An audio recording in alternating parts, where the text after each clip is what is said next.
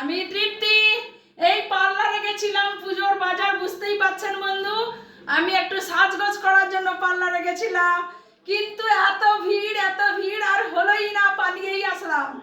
কারণ আমার বাচ্চা আছে, গা ধুবে। ভাত রান্না করে দিয়ে যদিও গেছিলাম, তরকারি একটা, ভাত আমার কর্তা করেছে। যাই হোক বন্ধু, আমি আজকে আবার একটা নতুন মাছ নিয়ে এসেছি। এই মাছটা কি মাছ বলুন তো? দেখতে পেয়েছেন? এই যে এটা সমুদ্র মোরাল মাছ, সমুদ্রের মোরালা মাছ। পুকুরের যেরকম মোরালা মাছ হয়, সমুদ্রের এটা মোরালা মাছ। এটাও আপনারা খাবেন। সমুদ্রের মাছে কি বলেছি? ফসফরাস থাকে, ভিটামিন ডি থাকে।